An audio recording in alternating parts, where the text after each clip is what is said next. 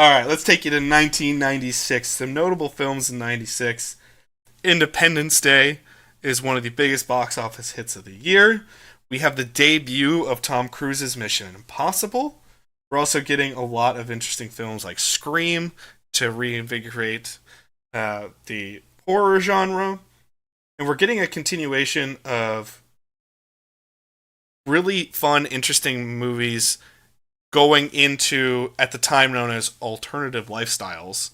But really, it's just representing the LGBT community, or LGBTQ plus community. So we had Tu Wong Fu in 95. We're getting The Birdcage, which is a great film in 1996.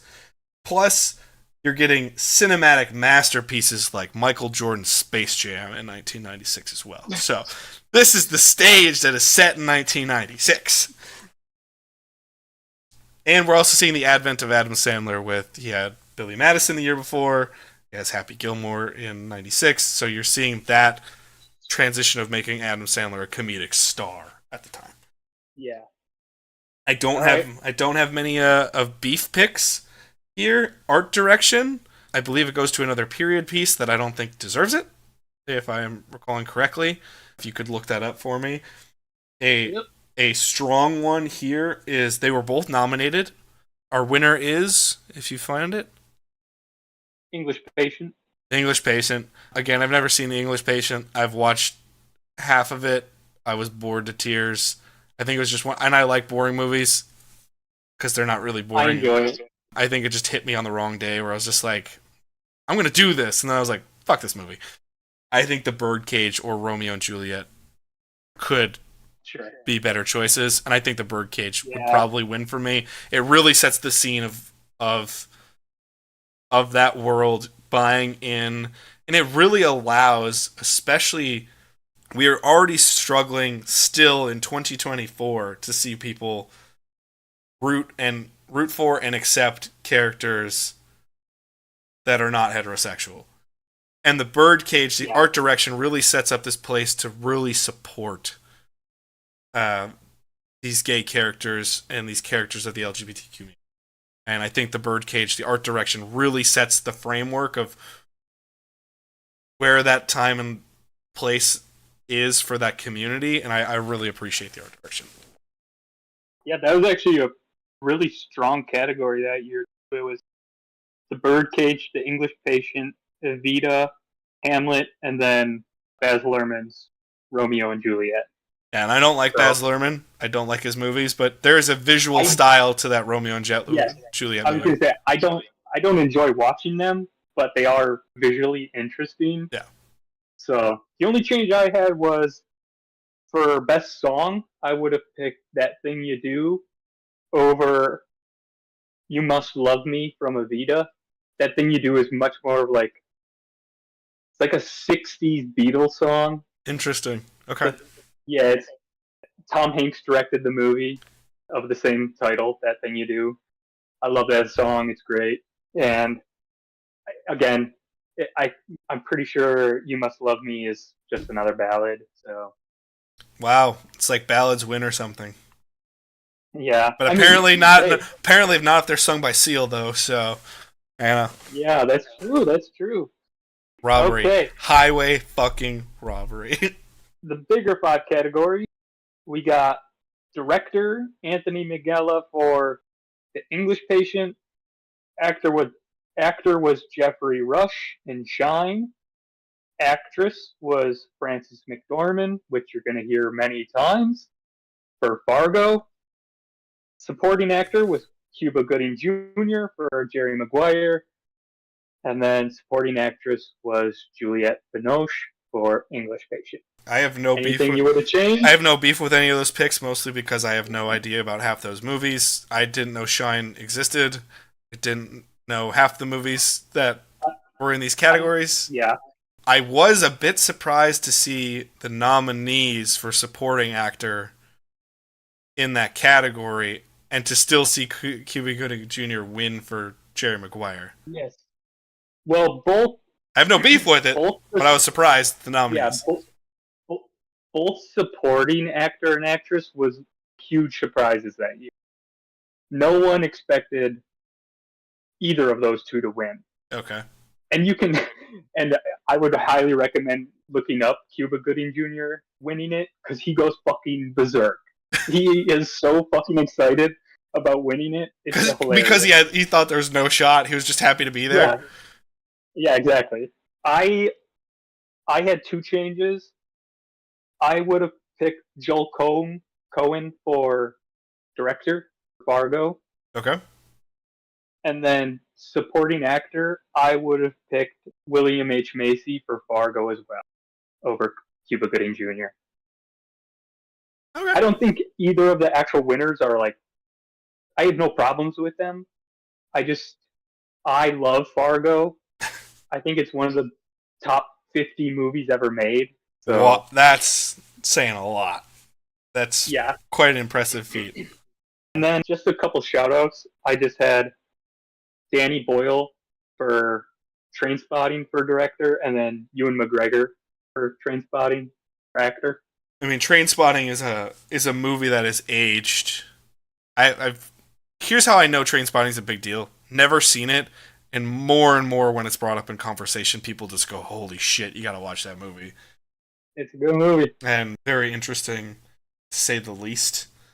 Yeah, I have no beef, mostly because this is a year that nothing really. If I'm most familiar with Jerry Maguire, that's probably not a good. Yeah, and good. I've only seen place. I've only seen Shot. I've seen Shine the one time just to like highlight. Hey, I've seen that. I crossed it off my list because I'm trying to watch every single Academy Award winner. So I remember Jeffrey Rush being good in it. I couldn't tell you a single thing about the movie anymore because I think I saw it when I was like 18 in high school. So and you're like, oh, I'm going to start this quest and I'm going to go down this little rabbit hole. Yeah, it's tough. It's tough to do, especially. I'm pretty sure he's like an autistic pianist in it. Huh. Okay. I think.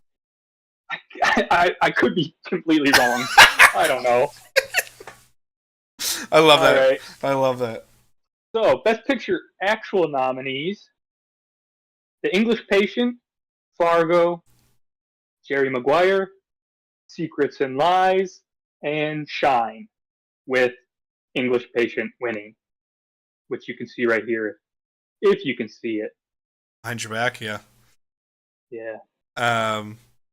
Don't know enough about The English Patient to say it deserves the win or not. It doesn't have. Honestly, it still doesn't have the scene "Show me the money," so I don't know if it's deserving of anything compared to Jerry Maguire. Well, I was gonna say, I think the only relevant thing about it is the Seinfeld episode. Yeah. So here's The English Patient. This is not a mark against the film. Don't know the quality of the film. You clearly like it. If you're, I do.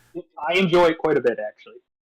Is The English Patient is a perfect example of how quality does not inherently mean you have made your mark in the world. Yes. It wins an Oscar. It's given a ton of respect. And it's best known for being a bit in Seinfeld. Yeah, that's true. And beyond that, if you're not a big Seinfeld watcher, most modern people have no idea what the fuck you're talking about when you sing The English Patient. You need to find a real film buff or a film nerd to talk about The English Patient with people. Even to film nerds, it really won't appeal to that many because like it's not a classical epic where it's like an action epic like Braveheart is. Yeah. It's a romance epic. So it's not everyone's cup of tea. Right. This is classic. The Academy sees it and modern people don't. Yes. Would you replace it with Fargo? Because you think Fargo's that fucking good. I had two changes. Not for nominees. I only had one change in nominee. I would put Trainspotting in instead of Shine. And then I would have put Fargo as the winner that year. Okay. Impressive. No changes for you? I don't know enough to really give a shit. This is... Yeah, but you have movies you love that year, I'm sure. I mean, yeah, if you're going to say, hey, Evan loves Space Jam, so we're gonna put Space Jam in. Like the thing is, this is what was so crazy to me is going back. I realized there was entire dead years where it was hard for me to pick even a favorite movie.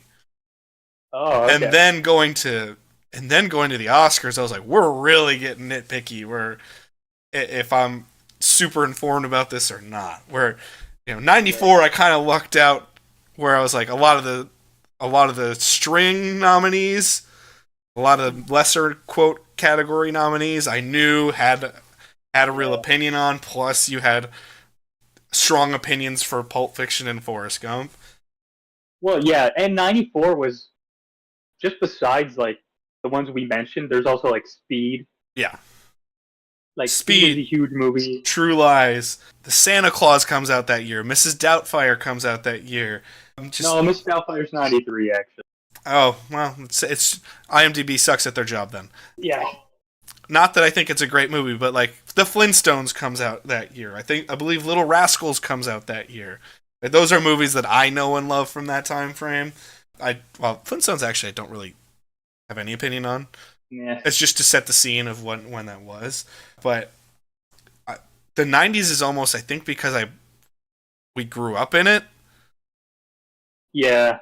I don't oddly go back and watch anything from it. I go back to the 80s a lot and check a lot of 80s shit out because I just like that genre I like that decade of film. Whereas the 90s, I kind of go, okay.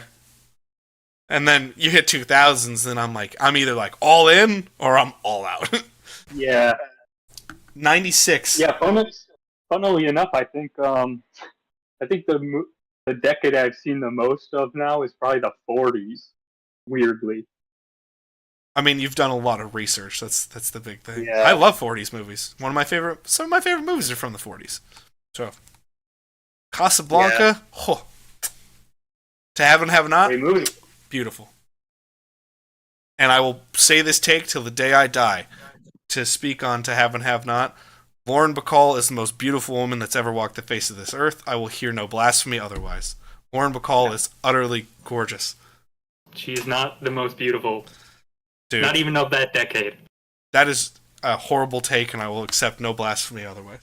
96. What's your favorite movie from 96? Fargo, easily. Okay.